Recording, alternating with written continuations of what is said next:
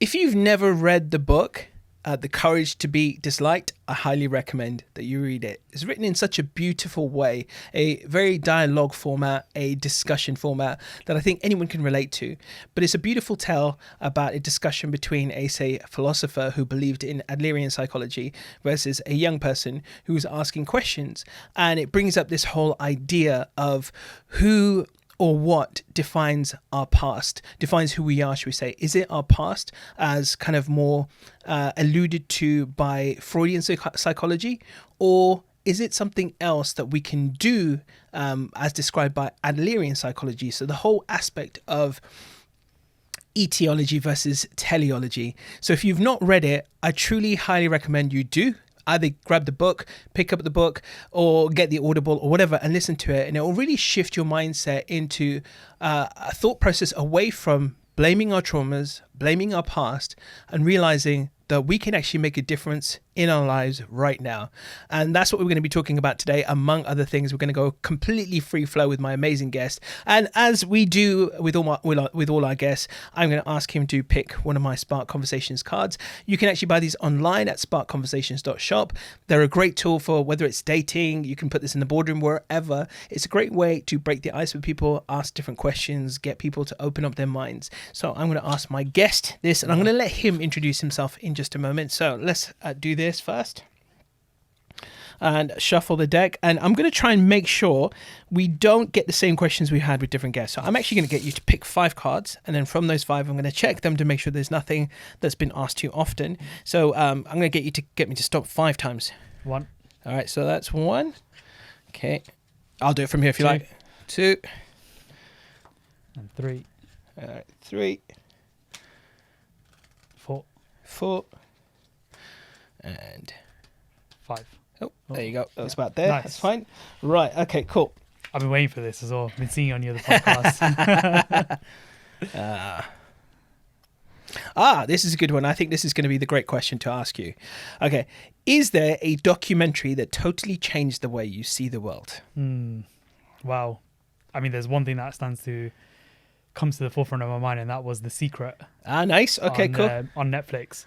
So that was what started to change my mindset into the law of attraction and manifestation, and just being open to more abundance in my life and opportunities. Beautiful. I got a little story about The Secret, actually. Yeah. So back in, it first came out, I think, me speaking to the mic. It first came out in about 2007, and I was quite a prominent blogger back then, and I had a lot of blogging friends in the US, and so I first heard them talk about it, and then I put it on my blog, and then it blew up in the UK. So I kind of credit myself with it blowing up in the UK. I'm sure it would have done anyway.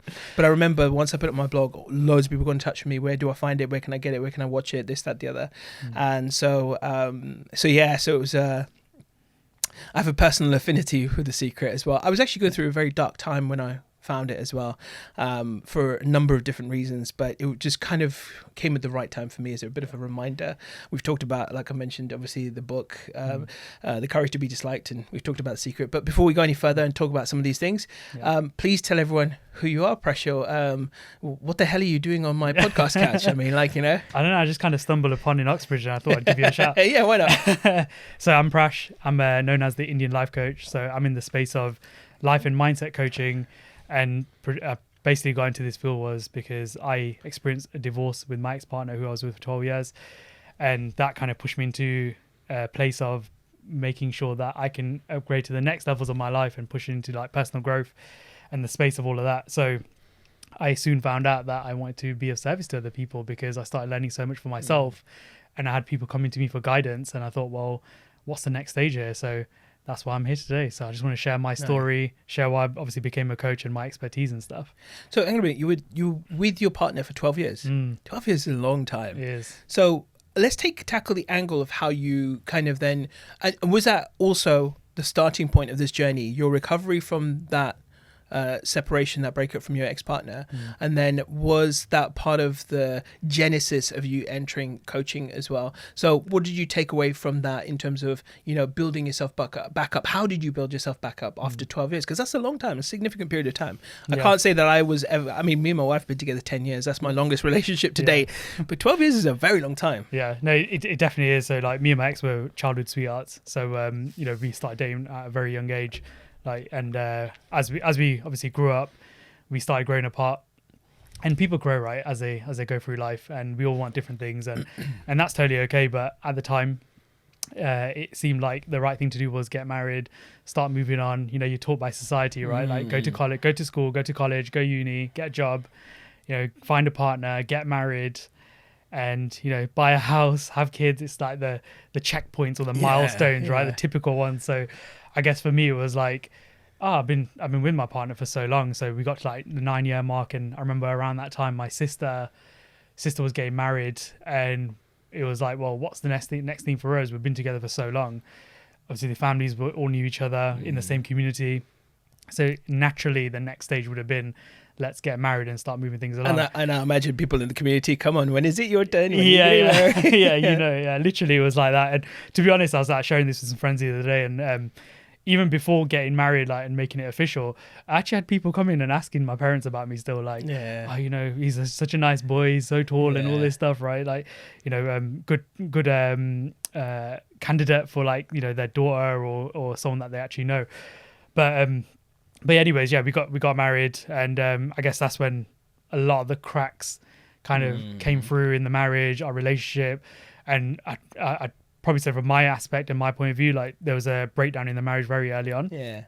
And I guess that was it for me, right? At that point, it was like, how do I start growing now? And looking back on it now, I'm so grateful for all the experiences, the good and the bad, because I wouldn't be who I am today if I didn't have to go through all of that. Yeah. And I mean, 12 years is a long time to be intertwined with someone. Yeah. So, because the biggest thing I think for me, and the biggest thing I see that people struggle with, is rediscovering who they are without the other person. You know, you almost have to almost start afresh in a sense. Yeah. And almost begin a new life, you know, have a rebirth, because suddenly everything in your life that revolved around particular things is no longer there anymore. And so what was that journey like for you when you kind of, like, you know, it first happened, and then, you know, you had to start figuring out who you were, and, you know, what did you go through? What some of the ups and downs you went through, the questions, the doubts, everything? What did you go through? Yeah, I think the biggest thing and the biggest emotion that came to me was loneliness. So like you said, when you've been with someone for 12 years, you know, you intertwine, right? Like, everything is with that person day in, day out. Especially when you see a life with that person moving forward, you're like, I'm going to grow old with this person. I can't see life without them. So then to come to 2018, when we both separated, there was a huge overwhelming feeling of stepping into the unknown. I didn't know what was coming from the point of separation, but then also loneliness, right? So yes, there was a weight off my shoulders. I'm going to be fairly transparent about that. There was a huge weight on my shoulders, and I felt like for me it was kind of carrying the relationship. But then when we did separate, it was like, that weight was just like taken off of me. But moving forward, I was definitely overwhelmed with the feelings of loneliness, and that wasn't nice. So I've always been a person who appreciates companionship, being around someone, especially my partner, and then to suddenly lose that, it shakes a man to his core. Yeah. Right? And I think that's what it was for me, essentially, in that moment. And there were a few moments I can dive in deeper of the downs and being in the trenches, where I ultimately had to make a decision. Do I choose to crumble, or do I choose to turn my life around and make my life a success? And it was in these moments, these down moments, that I had suicidal as well. And I've talked about this on other podcasts, and I went through the motions of wanting to kill myself, because at that point, when it was all fresh, what was the point? There was no point living anymore. Felt like a failure. I'd lost my partner, who I thought I was going to be with for the rest of my life. And to be honest, I lost all joy in life and everything. You know, like black and white movies. Yeah. So normally we watch movies in colors now, and it's all amazing and vibrant colors. It was almost like I lost all of that, and I was back in a black and white movie. Like, just plodding along, basically, getting through day by day. Because I can imagine you'd ask yourself the questions like, did I do something wrong? Like, where did I go wrong? Or could I have done something differently? And I imagine probably you were filled with those types of questions and more. After it, did you ever feel any regret as well, or did you ever consider going back or anything like that? Yeah. I think to answer your last question, like going back, yes, 100% that went through my mind, because it's like I haven't really known to be with anyone else, right? It was like she's been my partner from such a young age. I haven't really been with any other women, so it was like that to me was like, oh my god, like this is all I've known, this is familiar, and that's what makes you want to try and go back, right? So there were definitely ups and downs in that period, and I think for me, I asked myself a lot of questions, like, what could I do differently? Where did I go wrong? But also, I was playing the victim card for a while. Why me? Yeah. Why is this happening to me? God, and I lost faith in God for such a long time.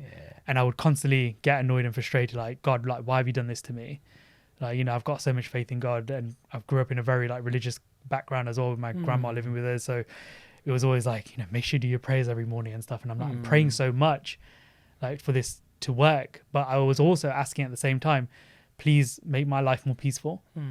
So that's the flip, right? It's like, even though I was wanted the marriage and the relationship to work and whatever moving forward, it's almost like now looking back in hindsight, like God was saying, actually, no, you wanted peace, this isn't working for you right now, and this may feel painful to navigate through in the short term, but you will be better off long term.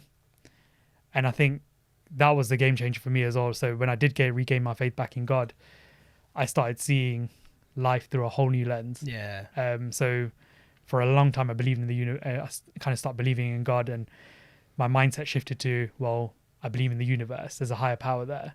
The universe will guide me. So it's off the back of watching The Secret as well. So that was drilled into me so early on, after going through my separation. But I played the victim card for quite a while.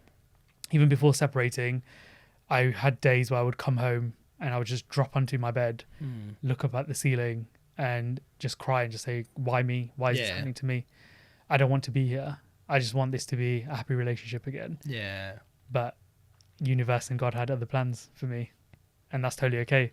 I made peace with it a long time ago. So God, that's quite a crazy journey to go through. I think there's probably no words that could articulate to anyone, the pain that you probably go through, and the description probably doesn't do it justice, what you actually felt in that moment. But what I love about your story is that obviously it brings people hope, and then of course, because obviously then it went on a totally different tangent, and you decided, how long was it after that you decided to kind of get into coaching, and then you met your partner, and now you're, I don't want to do any spoilers, but obviously with someone, you've got a beautiful home, family, whatever. So sort of talk us through that journey. What happened? Yeah, no, definitely. So I just want to add to something there as well, which you said, which was putting into words like what I was going through. I can put it into words, and I talk to my clients about this as well, and especially the ones who have been in a long-term relationship. And that is, when you lose someone who you thought you'd spend the rest of your life with, you are mourning loss. Right. And I remember days where I was crying so much I was actually wailing. It wasn't just a normal cry. It was wailing because I was mourning losing that person. Even though that person is still on this earth, you're not with them, and there's no future. So the idea of having that future with them is literally diminished. It's gone. So that's how I kind of described it, of the pain I went through. I was literally mourning the loss of this person, even though they were still on this earth. But with the coaching stuff, so I went through early 2018. So February 2018 was when me and my ex-wife separated. I went through a huge process of growth. Like, if you met me back in 2018 or prior to that, I wouldn't have a beard, and I was a totally different person. And so I got pushed into a lot of areas which were uncomfortable for me. But when you lose everything that you thought you were going to have and build, you almost get to a point of, well, I've lost all hope. What more can I lose now?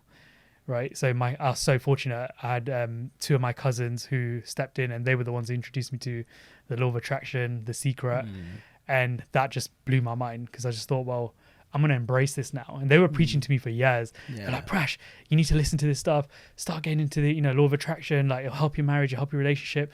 And you know what? I point blank just said, guys, I don't want to hear it, because I'm trying to focus on my marriage right now. I need to fix this before I can even, utilize my energy elsewhere. My energy is going into this right now. So they were the ones who shifted it for me. And then again, like I said, that just kind of led me down the road of like different pathways of like, oh my God, like I'm learning this stuff and learning more stuff about energy, meditation, and, self-reflection, and just understanding who I truly was. So the coaching journey started when I started to figure out who I truly was inside. And I guess you have to figure out like there's pain in your purpose, right? So in the pain that I was going through, I found my purpose. And that was, I realized that I wanted to help other people who were in the same boat as me, because I knew what it felt to be down there, right? And like I mentioned, I had feelings of suicide. I used to drink whiskey. I used to be a big drinker, like I mentioned before this, right? So there were 2 nights and I basically downed a whole bottle of whiskey by myself in the house that I was in. Me and my ex-wife used to own. First night, felt, you feel horrible after a bottle of alcohol. It just, messes with your emotions, anger, frustration, sadness. And then the second night I did it, that was the night where I said, do you know what? What's the point even being here anymore? So I had to go through that emotion. And I've said it on other podcasts as well. Like, the one thing that did stop me was seeing a picture of my nephew, and I didn't want to be a failure story for him. I wanted to be a success story. So I didn't want my parents or anyone else around me to be saying to him like, oh, your mama went and committed suicide because he started going through this and he couldn't handle it. I wanted him to recognize that actually he can handle it. He's shown strength and resilience in where he is now because of and what he had to go through. So effectively, had to go through the trenches. And like I said, learning so many things about personal growth. And then being introduced to like Tony Robbins and like Jay Shetty and all these kind of people back then as well, just opened my mind up to like so much more possibilities. And I thought, so many people were coming to me for advice at the time, and they're like, "Oh, Prash, I'm having these issues in my relationship. Like, what's your advice? Like, what do you do? Like, you've been working on so much stuff recently." So I would start telling them about vision boards and journaling and all this stuff, right? And just taking time for yourself and what the importance of self-care. Even though you are married in a relationship, what is the importance of self-care, right? Talking about all these things. And then I started to realize, actually, you know what? There are coaches out there. I didn't even know this was a thing.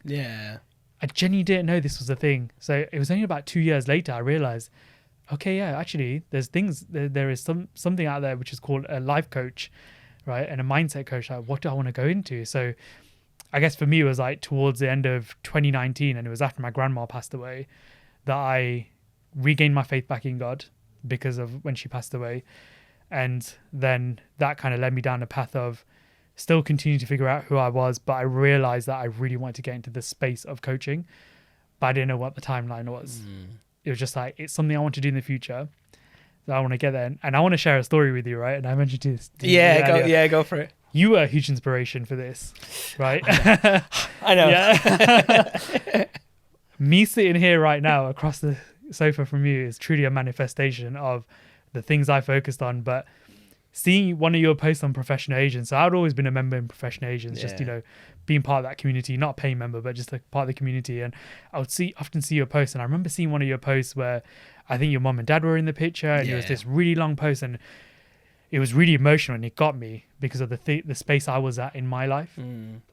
So you were a huge source of inspiration for like, oh my God, like this guy is going out there. He's helping people rebuild their lives. He's helping them find their perfect partners, helping them align themselves and get grounded with who they truly are. And I think that was the shift for me, because I was like, if I really want to be able to collaborate with this person at some point in my life. And even though I didn't know I was going to get into this space of being a life and mindset coach, I am here today because of your inspiration. And I kept saying to myself, like, I will work with Amit one day. I'll be working with him. Obviously didn't know his podcast, but I thought maybe I'll be on stages with you or something, because I've turned my life around, and that's it, right? I can, just as much as you've been an inspiration, I know I'm an inspiration as well for people out there, and give them hope that there is life after divorce. You can truly rebuild who you are and rebuild the life that you want. And you know what? This time round, the second time round, you're doing it with experience, and if you decide to, you can do it with more mental clarity on what you truly want. So again, building that vision out. Beautiful. Well, firstly, I'd like to say thank you. That's a beautiful story. And that in itself, for me, is such a huge part of the puzzle. And when I wrote that post, that is kind of the effect I wanted to be able to have. And I do have had for many years before that, and probably after as well. But even if it just comes from one post, being able to, at least it being a stepping stone of some kind for someone to say, wow, that's cool. Like, that's pretty cool. He's been through and he's still carrying on. Yeah. So I appreciate that. It's a beautiful story, man. I love that. Yeah. Love that. No, and just to kind of take recognition for you and what you've been through and your hard work, right? Like, you are truly an amazing and resilient soul, and you've gotten to where you are now because of the things you focused on and because of the good karma you put out in the world. Yeah. And that's the thing, right? You help other people out. You're putting out that good energy constantly, and good things come back to you. So yeah, honestly, you're an amazing human being. Thank you. Thank you. I genuinely appreciate that. Yeah, I feel like I'm the student and you're the teacher. No, at all, man. We're all I'm still a student, man.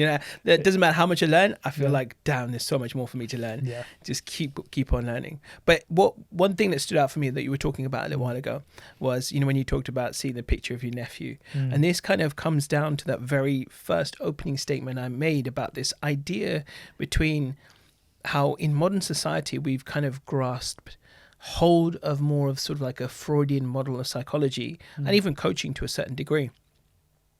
And then you've got a whole other school of thought, Adlerian psychology. And it's not the be all and end all. It's not a panacea. It's not the absolute gestalt of answers that people are looking for, but it's a big piece of that whole. And I think it's, the example you gave where you saw your picture of your nephew, and in that instant, everything got reframed and repurposed.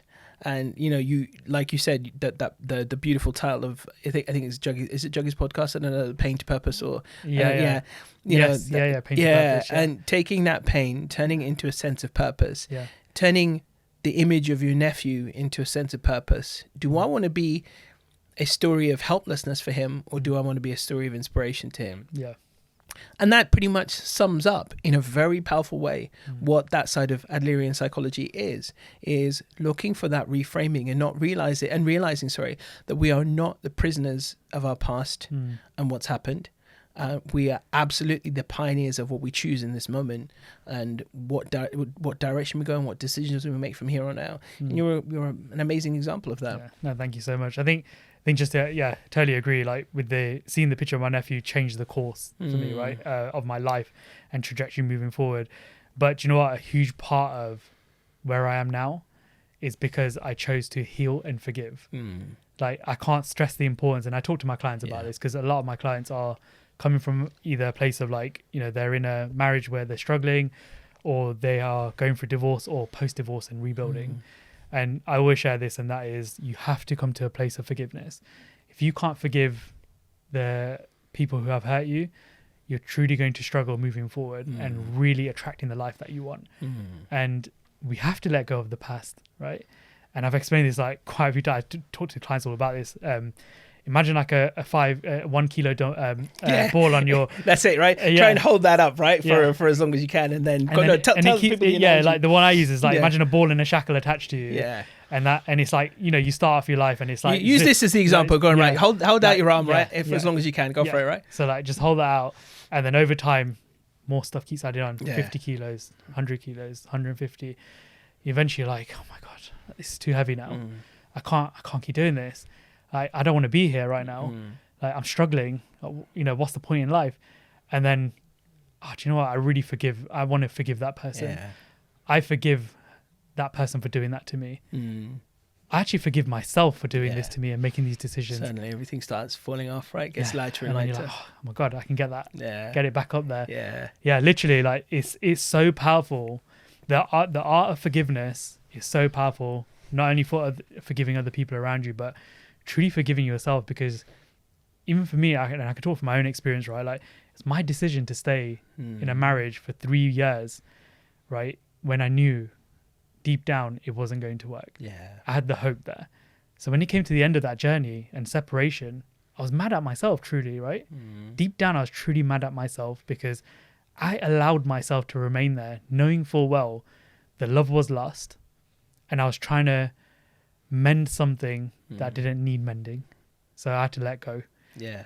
And then moving forward, my true growth and true healing started when I started to actually say, I forgive her for all of her actions. I forgive people around her for all of their actions because I know I'm hurt by them, but I forgive them. And do you know what? I send them peace, love, and positivity. They deserve that because they didn't know better in that moment. And that's okay. Yeah. Just like I didn't know better in a lot of my moments. So I look back and I'm like, I wasn't perfect either. But it takes a real strong person, especially a man, to look in the mirror and say, do you know what? You messed up in these areas as well. What are you going to do differently moving forward? Start forgiving yourself. And I actually used to look in the mirror and say, I'm sorry, and I forgive you. I forgive you for everything, all the decisions that you made. I forgive you for where you messed up. But what's not okay is to remain down in feeling these negative emotions. I got to move forward. So for me, it was like, seeing the picture of my nephew, all the stuff that came along with it, and then forgiving and then moving forward was such a huge part of me realizing there's more to life than just like drowning in my own sorrows. Like that wasn't where anything amazing was going to be made, right? I had to move forward. Yeah. So healing, guys. It's such a huge thing. You've spared two parables in me, right? And I think they're so relevant for right now. And the first one is there's a story of this kind of like spiritual teacher, and he's with his congregation, and he's there and he tells a joke. And you know what the joke was, I don't know, but the congregation, they're all just kind of ha ha ha. They all laugh, and you know they thought the joke was really funny. Yeah. So the teacher's there, and he tells the same joke again. And a few people laugh this time. They're all like, yeah, didn't you, they're thinking in their head, didn't you just tell this joke? Yeah. And then for a third time, he tells the same joke again. And no one is laughing this time. And he pauses. And then suddenly someone does actually put their hand up and say, teacher, why are you telling us the same joke over and over again? And he says, my child, why are you telling me the same problems over and over again? I love that. Yeah. And it's just that reminder that when you are going through something difficult in your life, in the thick of it, you know, there's been a lot of recent talks and guests on podcasts talking about the same phenomenon of rumination and saying the same thing over and over again, replaying it, talking to people about it. We don't realize, see, when people talk about the law of attraction manifestation, they say, I believe in it. I was like, oh, really? So you're at stage one? Because I don't believe in it. I know it. Yeah. It's not a question of believing, but it is just a universal truth that exists, not what I think or say is going to change one dime, that it is an absolute fact, a physical, spiritual phenomenon in life that we have to live by. Yeah. So every time you re-say that problem, you re-talk about it with someone else, you rehash it in your mind, you replay it again and again, guess what? You're manifesting. Yeah. The exact same scenario is going to play out. Yeah. And this is where patterns come from. We don't realize a lot of these patterns that we see in our lives and things that keep recurring. Like, why does this keep happening to me? Because you keep saying, why does this thing keep happening to me? Because it keeps happening to you, because you keep on saying it keeps happening to you. Yeah. And it's that reminder. So I love that parable for that reason. Yeah. And then the second one was that story of those two monks who come up to a river. I don't know if you know this one, right? So there's two monks and they come up to a river crossing, and they see a woman there who's really struggling to get across the river. So without a word, without anything, one of the monks picks up the lady and walks across the river with her on her back. As soon as he gets to the other side, he drops her off, doesn't say a word, and just walks on his merry way. The other monk, seeing this, is like, wait a minute, we're not supposed to look at women, touch women or anything. I mean, that's just, you know, he starts to go over it in his head and he's going, you know, why did my guru do this? Like, why did this saintly person that I respect and adore do something that goes against our values and beliefs? And he gets to a point where he can't hold it in anymore. So he says to his teacher, his guru, he says, I don't get it. Why did you pick up that woman? It goes against our rules to look at women, to touch women. Like you've broken all our, you know, most sacred rules. And he says to the other monk, the main monk says to the other monk, he says, my son, you know, whatever term of endearment he had, he said, I left her at the river. Why are you still carrying her? And it's so true, because we'll hold on to these problems so much, and your perfect analogy will just get heavier and heavier and heavier, and we carry these things. But why? What does it, when you actually ask yourself, what does it benefit us to hold on to the problems of the past? I mean, I'm sure you're probably in the same boat as me now, when I do think about something that's really pissed me off, or someone that's pissed me off, or something that's happened in my life that I now take it and fuel me. I think if I'm in a position right now, and let's say you piss me off and I cannot forgive you, but the best thing I could do is take that energy and turn it into fuel to begin with, right? You know, just to start the process. That the least I can do is say, right, this son of a bitch, Prash, pissed me off, right? This mofo, I'm gonna show him, right? I'm gonna take that, I'm gonna fuel me to do something. And that's happened to me in the past as well. I remember some of my best things have happened from the biggest moments of pain, whether it was a breakup. I wrote a whole book after a particular breakup because I wanted to, you know, there was one time, genuine, in 2011, I wrote a book called How to Rewire Your Brain for Health, right? Wealth, sorry, right? And it came after a breakup. Because I wanted to show this woman, look at what you've lost, right?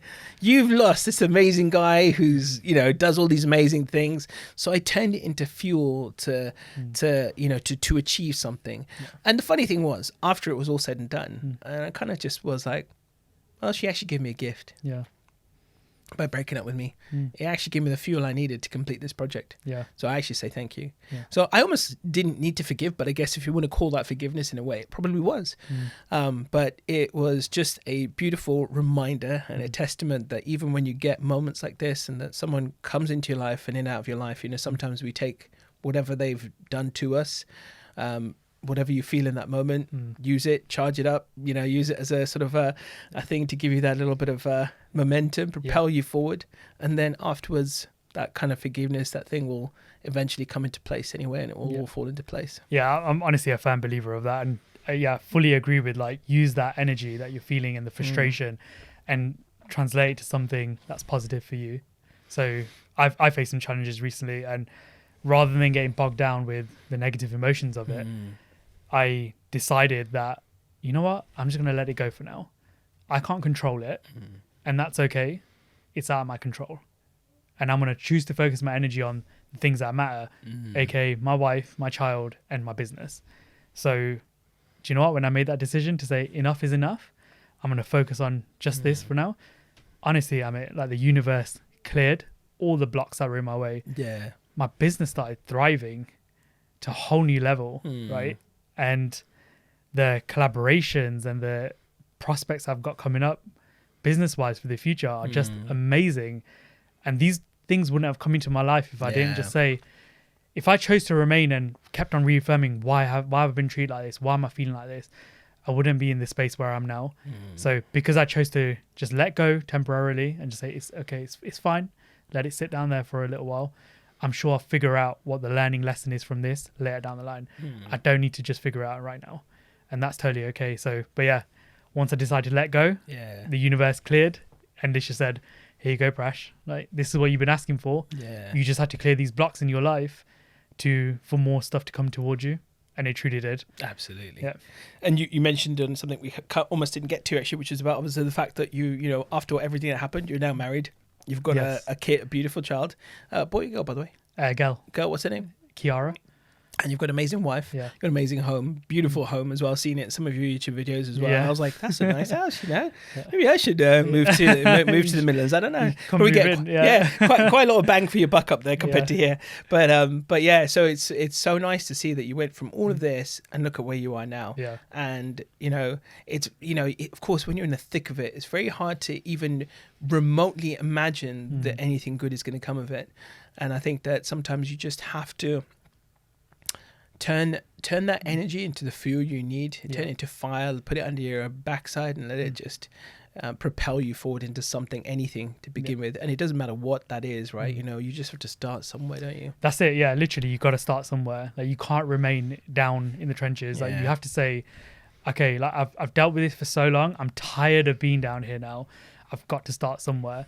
And you know, I truly see my story as, like, you know, the phoenix rising from the ashes. Like, I lost myself in my marriage, right? And it's like, I truly lost my identity in that. And to come out of that and start rebuilding and figuring out who I truly was at not just surface level, but who I was at my core. Like, I had to figure out what my values were, what I truly wanted, who I wanted to become. And that's, I guess, when the true magic started happening, right? So even after my separation from my ex-wife, I did date. relationships didn't work out, but I see it as a learning experience, because it was almost like the other person was holding up a mirror and saying, here you go, Prash, you're still dealing with these insecurities. You're still dealing with these things that you need to work through.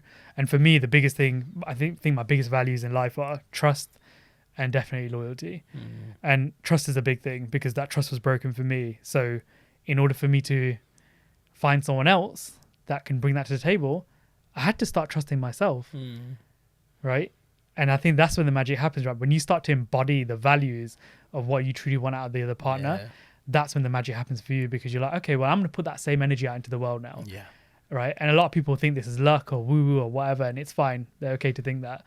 And the way I see it is, I had to have an awakening at some point in my life, and that was because of my divorce. And I feel like I've woken up outside the matrix a little bit now, and it's like, I'm like moving forward. So I've managed to. I love the fact you use the word woo woo as well, because there's actually a book. It's in my Audible. I've not listened to it, but it's called Why the Woo Woo Works. Have you ever heard of it? I think I have. Yeah. So it's not one I haven't read yet or listened to, should I say it? But it's in my Audible list to be done. But it's crazy, because there are certain things that people will perceive as woo woo, and I'm here to tell you, and I'm sure you're here to tell everyone as well. No, it's not. None of it's woo woo. Once you've seen it, tasted it, felt it, experienced it, you realize, damn, son, this works. Yeah, it really works. So your story is beautiful. I think everything you've been through and what it's brought you to, and you're like the next generation of coaches who are going to upend this world in a good way, and take things to another level.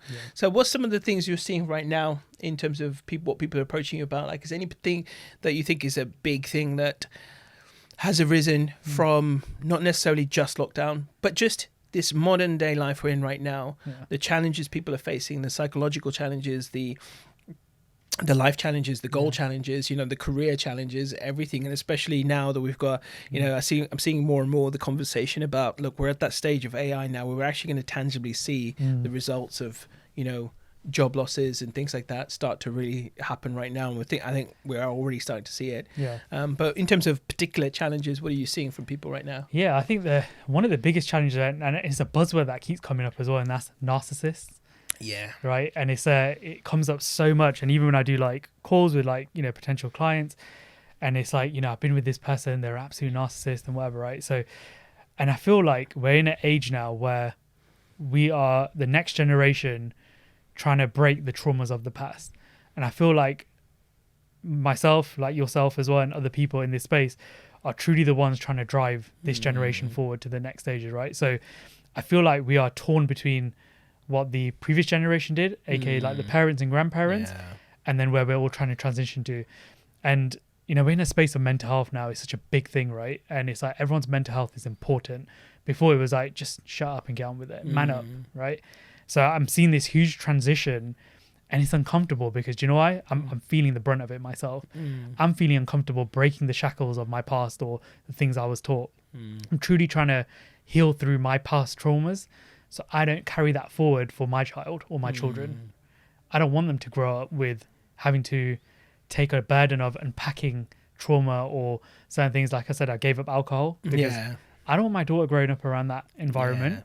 She doesn't deserve that. She deserves better. And if I know I can do better, then why not? I'm going to take the opportunity to do better. Right. So, but I see this huge divide now with like the old school people and then the new school people. So it's like, we're trying to do better because there's so much resources available to us now. There are so many teachers out there.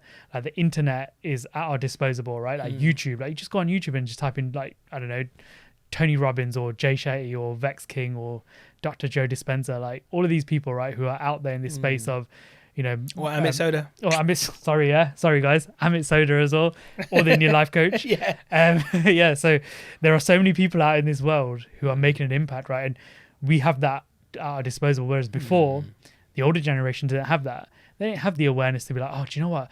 There's someone here in this space like Bob Proctor who's doing a talk in, some part of the US, right? And I want to go and fly out to it.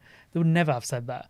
Whereas now, like me and my wife have conversations like, oh my God, I want to go to the next Mind Valley event. So I've done the Mind Valley certification as well.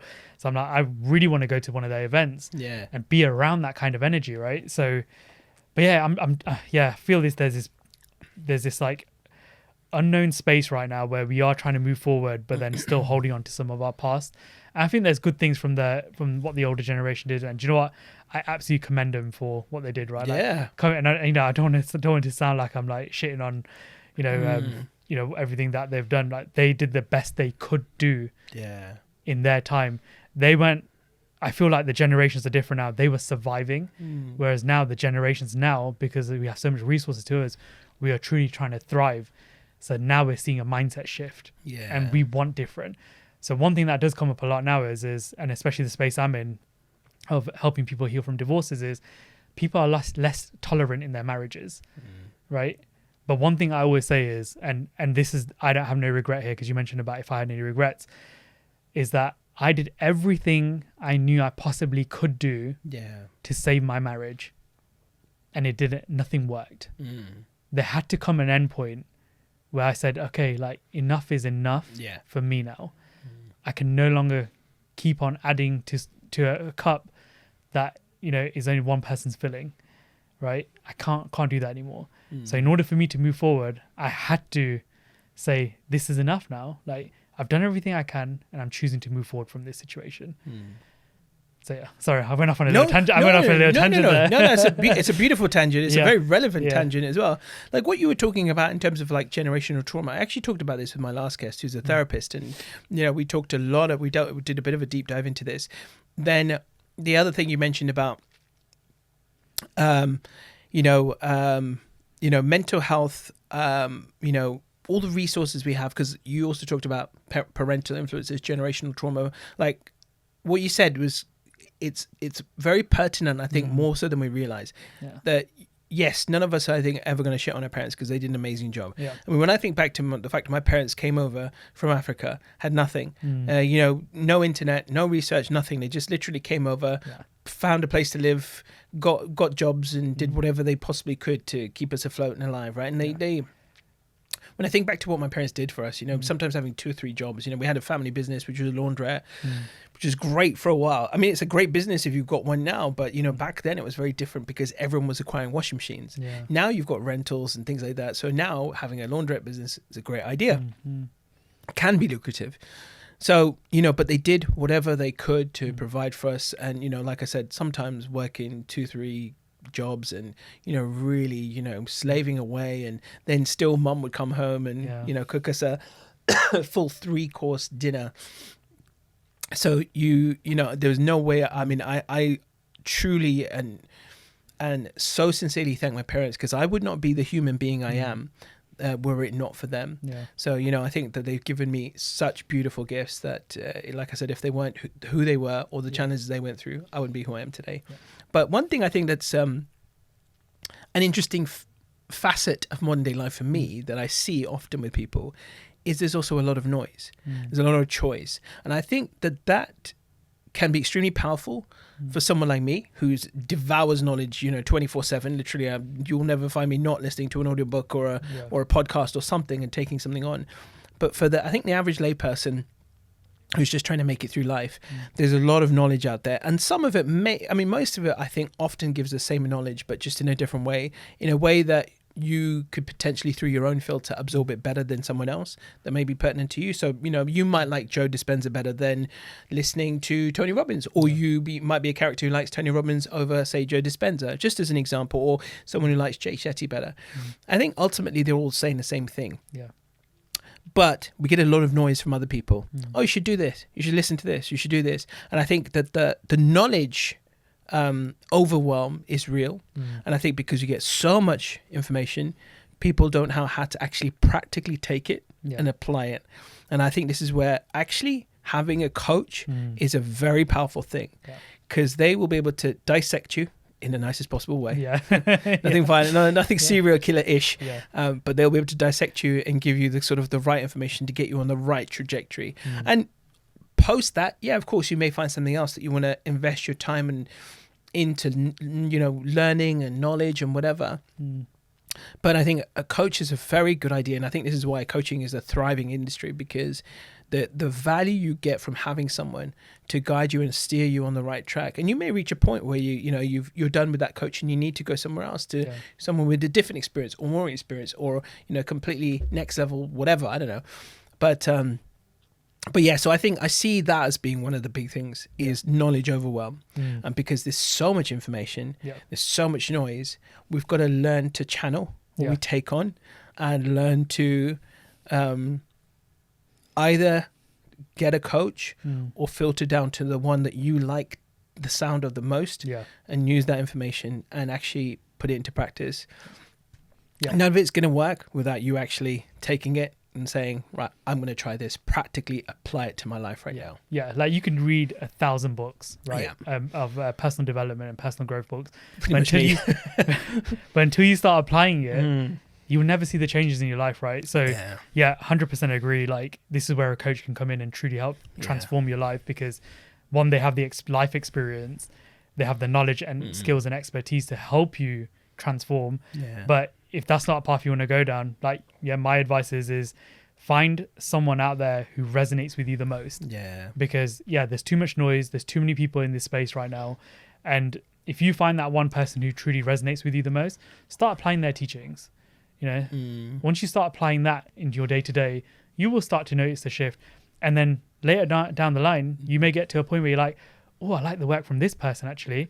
And I loved Bob Proctor because he's brilliant. He talks a lot about, like, he talked a lot about finances, right, like money abundance. And there's a point in my life where I was like, I really want to listen to this stuff. So and I'll go through phases, and then I'll be like, oh, actually, like Dr. Joe Dispenza's stuff really resonated with me, and his story was like me coming across Dr. Joe Dispenza was honestly a huge reason for why I found my wife, who I'm married to now, and also the lovely house I live in, which remains a happy home. And it's because of his teachings and the meditation processes and focusing and challenging my energy in the right areas is why I was able to attract this into my life. And I'm truly like, I take a step back sometimes. I'm like, wow, look at the backward gap. How far have I come? And then I'm like, wow, look at where I am today. Like, even though I might be complaining about things in my life right now, I am actually living my dream life. Right. And that literally gave me chills, right? I can feel it. And, I'm so grateful that I have got to this point now. Like, I'm not where I want to be, but I'm where I want. One day I want to be here, and I'm here right now. And I'm so grateful for the present moment. I'm so grateful for, like, all the challenges and all the blessings that are still coming my way, because I know I'll forever be growing.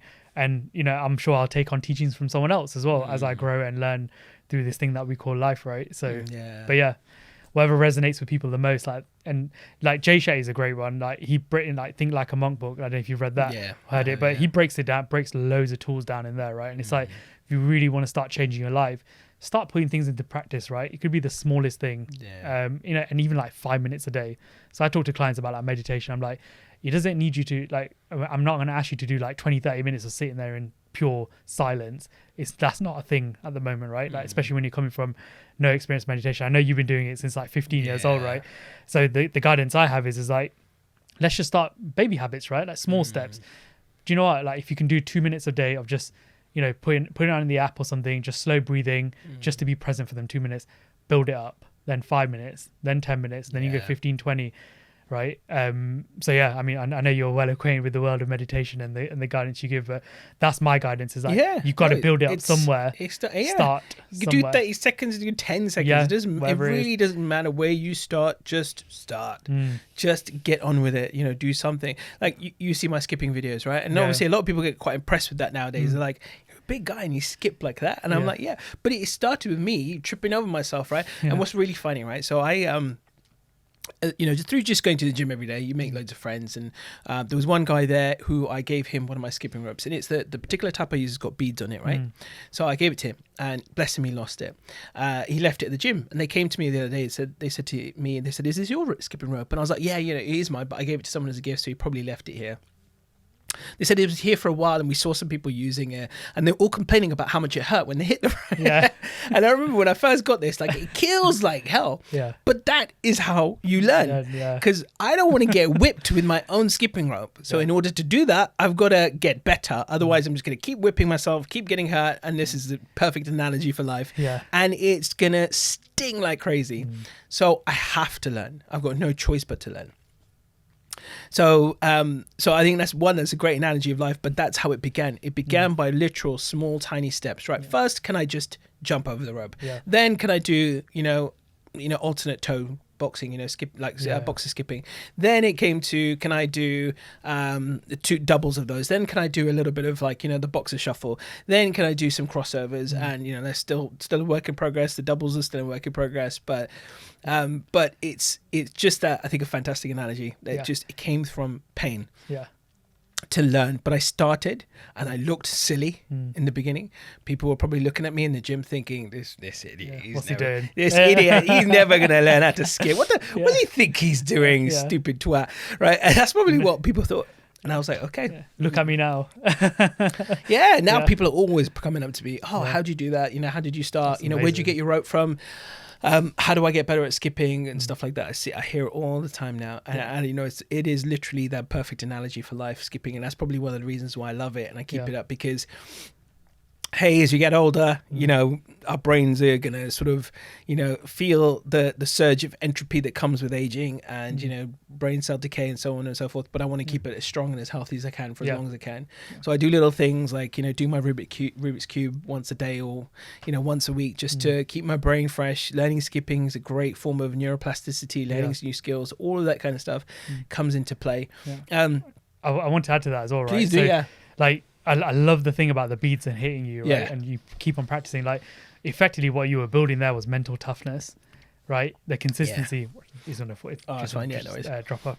You were building mental toughness there, because it's like, I don't like the pain of this. It's uncomfortable right now, but I'm going to continue going through this pain because I know I want to get to the other side, which is make sure I can skip properly one day without hitting myself.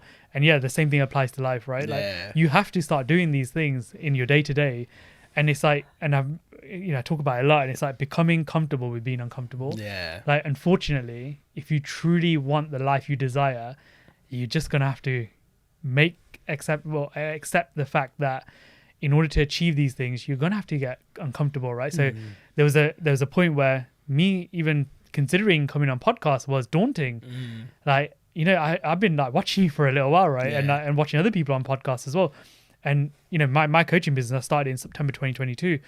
It took me, a whole 2 years before I even reached out to, start doing podcasts. Yeah. But that took me time to be like, okay, well, I'm going to start recording videos on YouTube and just being in front of the camera, because that was uncomfortable for me. Yeah. Really uncomfortable, right? Like, when you're talking to yourself, basically, right? Yeah. It's a very uncomfortable experience. Yeah, definitely, right? But that was it for me, right? It's like, okay, this is painful. I hate doing this. And I look back at some of the first videos I ever did, right? And oh my God, it's cringeworthy. Yeah. I look back and I'm like, this was horrible. But if I didn't go through that and didn't start practicing, recording more and more videos, and then eventually getting to the point of releasing my first video, which then was followed by a few more after that, I wouldn't have built that confidence up to have conversations like this with people, right? Yeah. And then again, like the podcast thing's the same thing. Like, going on my first podcast I was literally shaking because I was that nervous, right? Because I didn't know what to expect. Once I did it, I was like, that was a really good experience. Wasn't too bad, was it? Yeah. Yeah, and I guess a huge energy driving force for me was my daughter.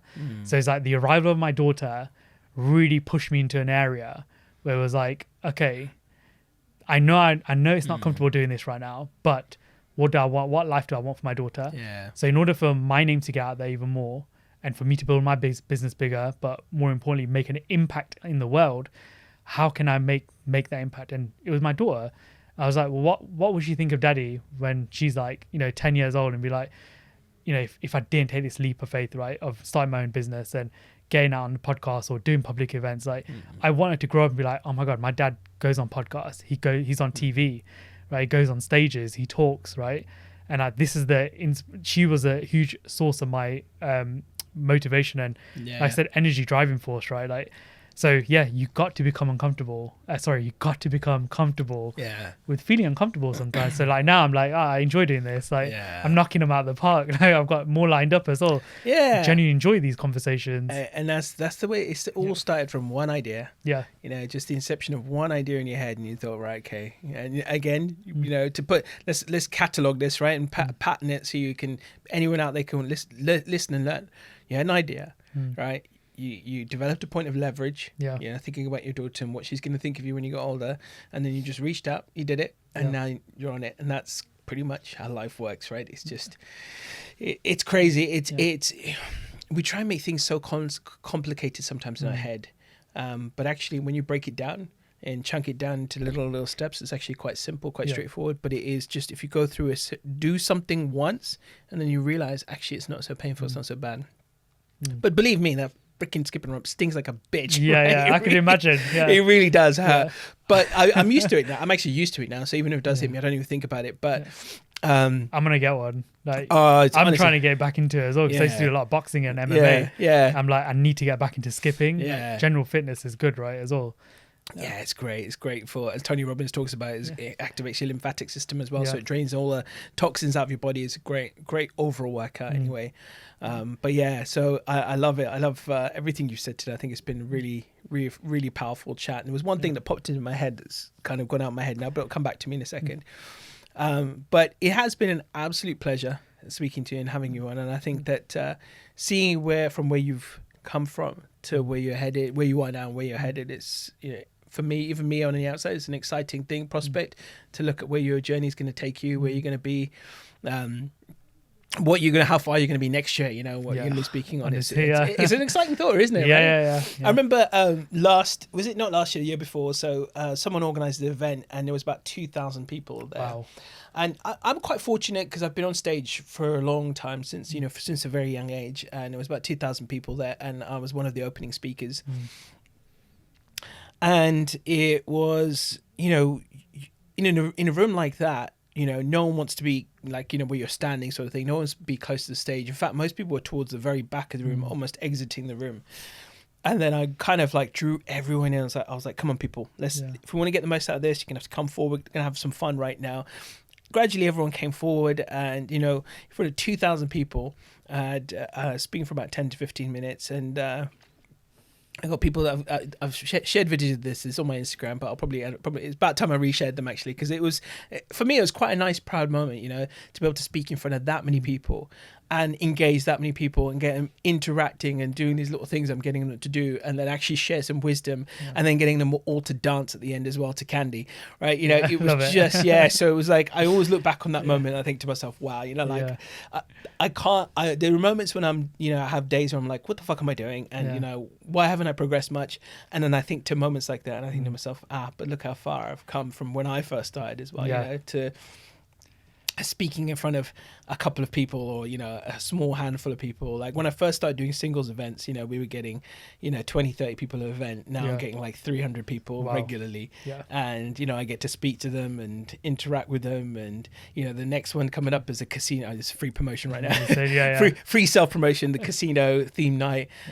You know, and it's just going to be another different experience to create for people so they can forget about all the problems, you know, all the challenges, and just come and have a good time and enjoy themselves. So no, I love that. I love the fact that you focus on the backward gap as well, right? Like, look how far you've come, because your growth and transformation has been amazing. Like, and going from a small crowd to like you know, a few hundred people is absolutely amazing. Like, and this is it, right? Like you said, for me as well, like where will I be next year? Like I see, like I've done one public event now and I'm trying to organize more. So it's like, I want them crowds just to keep on getting bigger. I want to be up in, you know, in front of tens of thousands of people talking about the things the wisdom I want to really get out there. But we've got to start somewhere, right? So this is me starting, right? And sometimes it does start with just a few people, and it can feel a little bit. Even Jay Shetty talks about this, right? He does first talk. No one turned up. I think it was right. Well, you know, might have been one person there, but then look at him now. You know, filling out theaters, and so many people just started off like that with just a couple of people there, and that was it. You know, we all started as a nobody, and then we work and we build up, and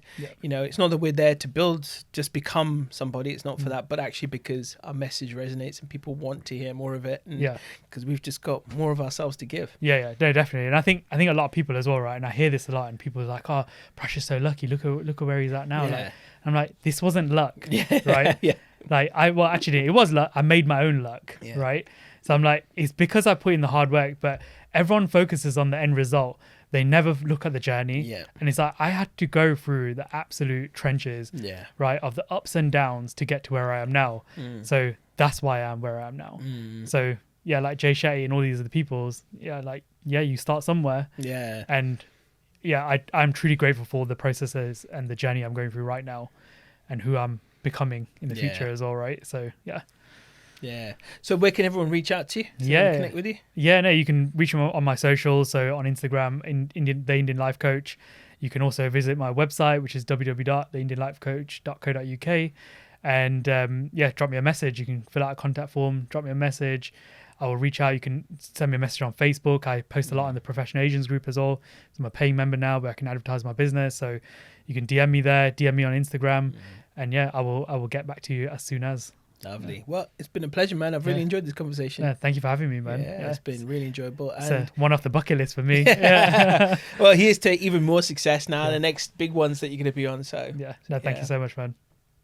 Been a pleasure. Everyone, you've been listening to the Feeling Inspired podcast. Thank you for joining us, and I will see you on the next episode.